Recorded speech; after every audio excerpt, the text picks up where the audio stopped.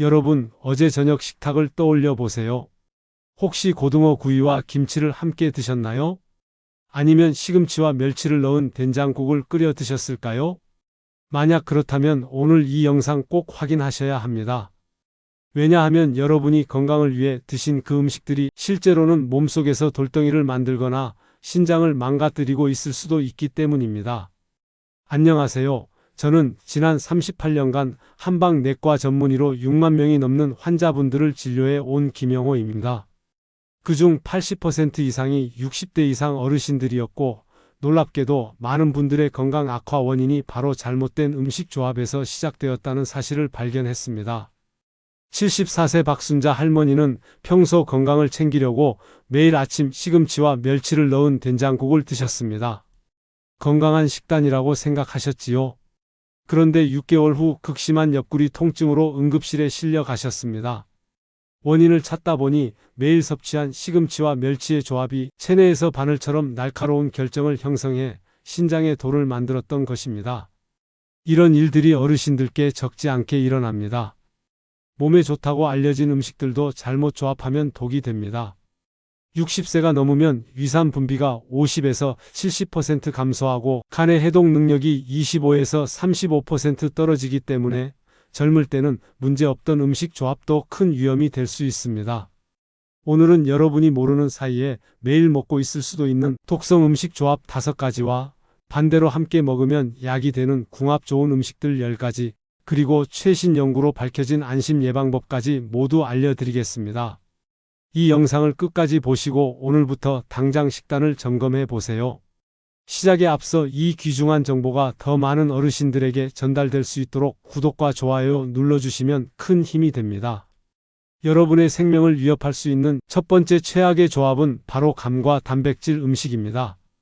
특히 고기를 드신 후 홍시를 후식으로 드시는 분들이 많은데 이는 정말 위험한 조합입니다. 왜 위험할까요? 감에는 탄닌이라는 성분이 3에서 4% 함유되어 있습니다. 탄닌은 차나 와인에서 떫은 맛을 내는 성분입니다. 이 탄닌이 위산과 결합하여 단백질과 복합체를 만들고 셀룰로오스와 헤미셀룰로오스 등과 함께 굳어져서 위장 안에서 돌처럼 단단한 덩어리를 형성합니다. 이것을 바로 감석이라고 합니다. 하루 400에서 500g 이상의 감을 단백질 음식과 함께 드시면 위험도가 급격히 올라갑니다. 2024년 연구에서 밝혀진 중요한 사실이 있습니다. 위가 건강한 사람은 위산이 충분해서 감을 먹어도 큰 문제가 없지만 위가 약한 사람은 위산이 부족해서 감의 탄닌이 더 빨리 뭉쳐진다는 것입니다. 쉽게 말해 같은 홍시를 먹어도 위 상태에 따라 어떤 분은 괜찮고 어떤 분은 돌덩이가 생길 수 있다는 뜻입니다. 특히 60세 이후에는 위산 분비량이 줄어들고 위 움직임도 둔해져 감석이 더 빠르고 크게 형성되며 한번 생긴 감석을 배출할 능력도 떨어집니다. 당뇨나 위 수술 경험이 있으신 분들은 더욱 위험합니다. 이 덩어리가 커지면 위 출구나 위장 통로를 막아 위 기능에 장애를 일으킬 수 있으며 심할 경우 응급수술이 필요할 만큼 위험한 상태가 될 수 있습니다.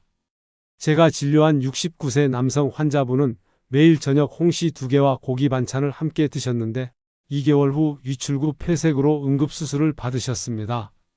위에서 나온 감석의 크기가 주먹만 했습니다.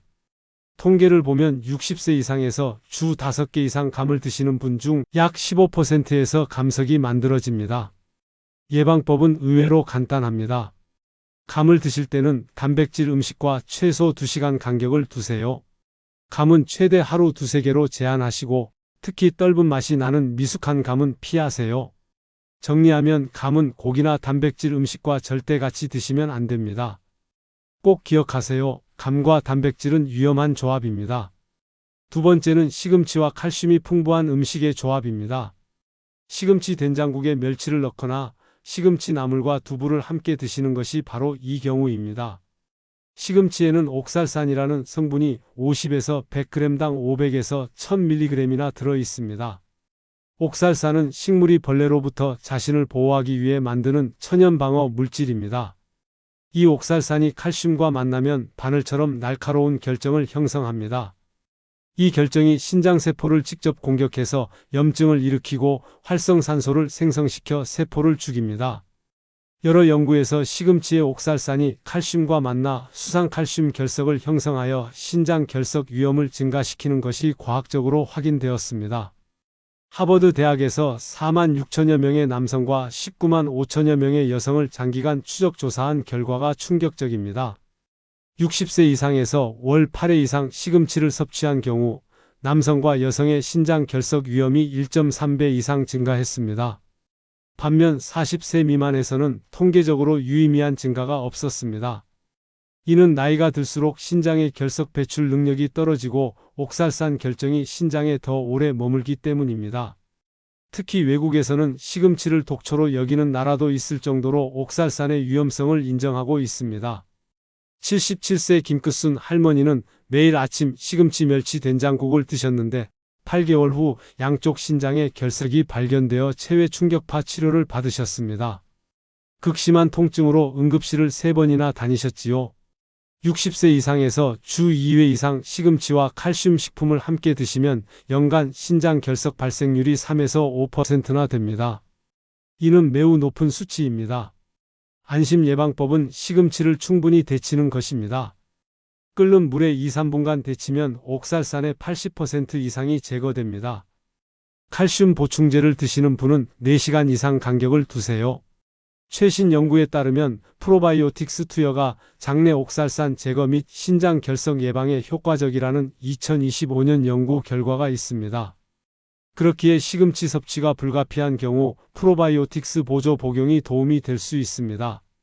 한마디로 시금치는 꼭 데쳐서 드시고 칼슘 음식과는 시간을 띄워 드셔야 안전합니다. 세 번째는 의외로 많은 분들이 하고 계시는 조합입니다. 고등어나 참치 같은 등푸른 생선을 드실 때 비린내를 없앤다고 레몬즙을 뿌리거나 김치와 함께 드시는 것입니다. 등푸른 생선인 고등어에는 히스티딘이라는 아미노산이 풍부합니다. 히스티딘은 근육을 만드는 좋은 성분이지만 세균에 의해 히스타민으로 변할 수 있습니다. 히스타민은 몸에서 알레르기 반응을 일으키는 물질입니다. 김치 같은 산성 환경에서 이 과정이 가속화됩니다. 특히 보관 상태가 좋지 않은 생선에서는 더욱 위험합니다. 60세 이후에는 위산 분비와 간 대사 능력이 저하되어 히스타민을 해독할 능력이 떨어집니다. 여기에 고혈압 약이나 항히스타민제를 복용하고 계시면 히스타민 반응이 더욱 증폭됩니다. 히스타민 중독의 증상은 정말 무섭습니다. 두드러기와 안면 홍조가 60%에서 나타나고 두통과 어지러움이 45%, 복부 경련과 구토가 35%에서 발생합니다. 심한 경우에는 생명이 위험할 정도의 심각한 알레르기 반응이 나타날 수도 있는데 이는 약 2~3% 정도 됩니다. 사실 이런 히스타민 중독은 식중독의 일종입니다. 문제는 60세가 넘으면 이 위험이 훨씬 더 크다는 점입니다. 젊은 성인에 비해 식중독 위험은 서너 배 높고 같은 증상이 생겨도 탈수나 쇼크로 인한 사망률이 10배나 높아진다는 겁니다. 쉽게 말해 젊을 때는 하루 이틀 배탈로 넘어갔던 일이 60세 이후에는 응급실행이 될 수 있다는 뜻입니다. 제가 진료한 68세 이철수님은 고등어 김치찌개를 드신 후 온몸에 두드러기가 생기고 호흡곤란까지 와서 응급실에 실려 오셨습니다. 다행히 빠른 치료로 회복하셨지만 정말 위험한 상황이었습니다. 일반적으로 생선에 레몬즙을 뿌리면 비린내가 없어진다고 알려져 있지만 등푸른 생선의 경우는 다릅니다.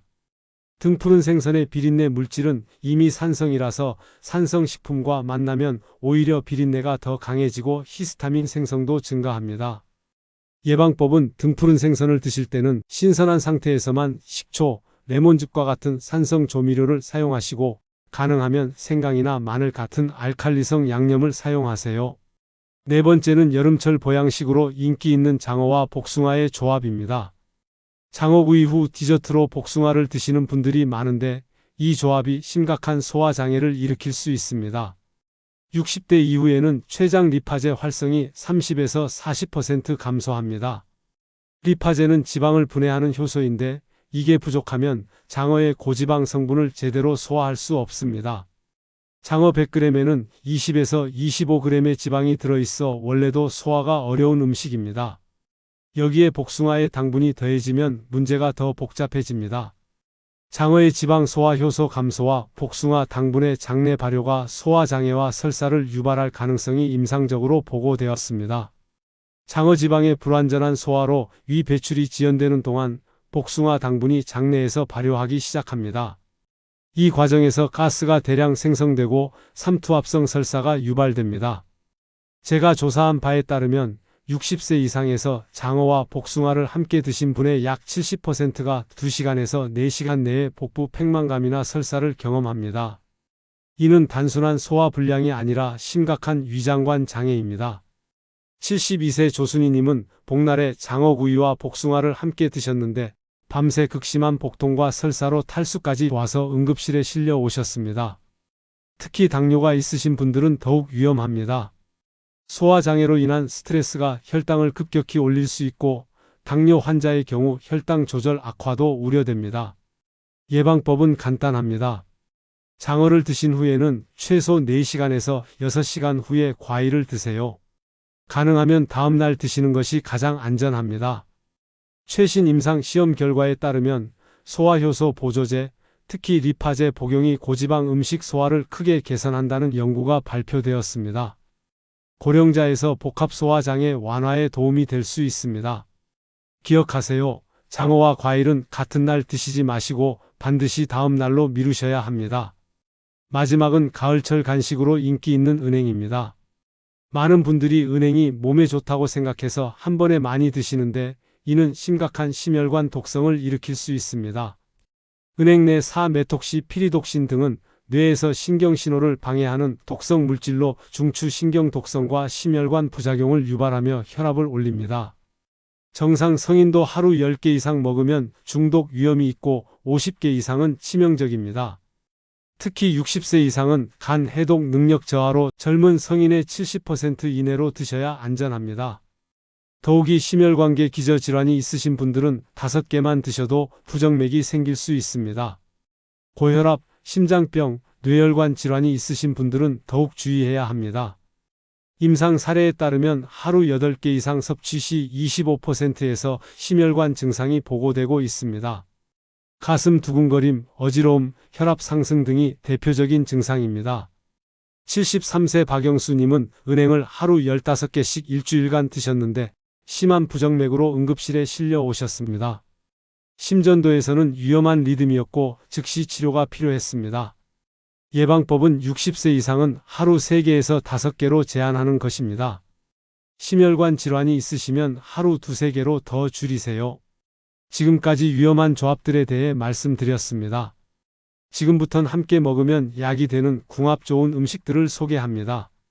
이 조합들을 알고 계시면 음식이 최고의 보약이 될 수 있습니다. 첫째, 토마토와 브로콜리입니다. 하버드 의과대학 존 어드만 박사의 연구에서 놀라운 사실이 밝혀졌습니다.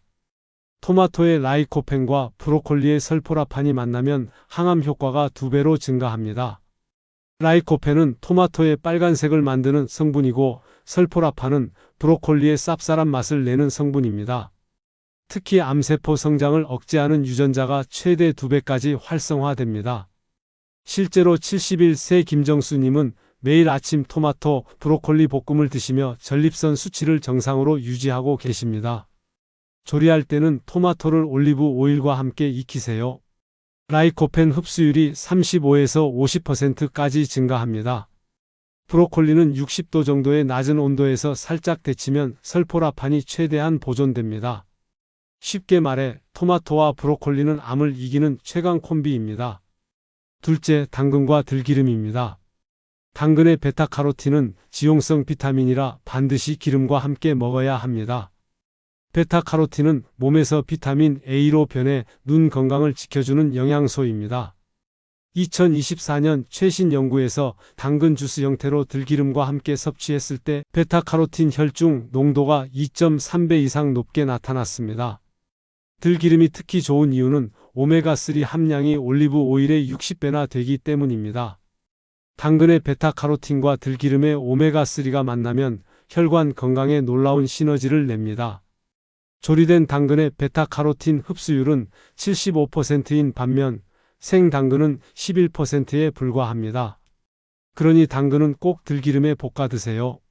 들기름 한두 티스푼이면 충분합니다. 기억하세요. 당근은 반드시 기름과 함께 드셔야 제대로 흡수됩니다. 셋째, 마늘과 양파입니다. 마늘과 양파는 천연혈관 청소부라 불릴 만큼 뛰어난 혈관 건강 효과를 보입니다.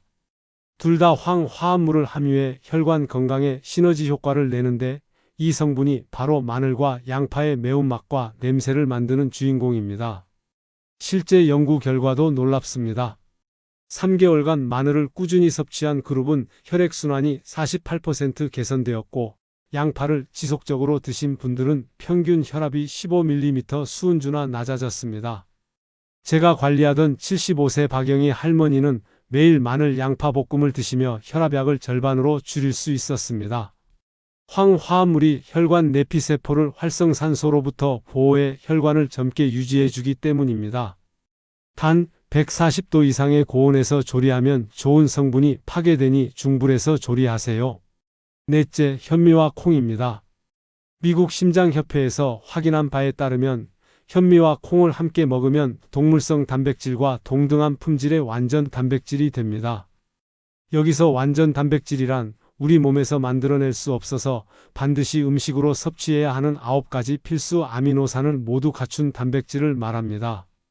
현미는 리신이라는 아미노산이 부족하고 콩은 메티오닌이 부족한데 둘이 만나면 9가지 필수 아미노산을 모두 제공합니다. 특히 60세 이후 근육량이 감소하기 시작하는데 현미밥과 된장찌개를 함께 드시면 근육 유지에 필요한 양질의 단백질을 충분히 섭취할 수 있습니다. 혈당 지수도 낮아서 당뇨가 있으신 분들에게도 안전합니다. 한국 전통 식단인 현미밥과 콩나물국, 된장찌개가 바로 이상적인 조합입니다. 쉽게 말해 현미와 콩은 고기 못지않은 완벽한 단백질을 만들어주는 훌륭한 파트너입니다. 다섯째, 생강과 꿀입니다. 2023년 연구에서 생강과 꿀을 함께 먹으면 병을 일으키는 나쁜 세균들을 훨씬 잘 잡아낸다는 것이 확인되었습니다.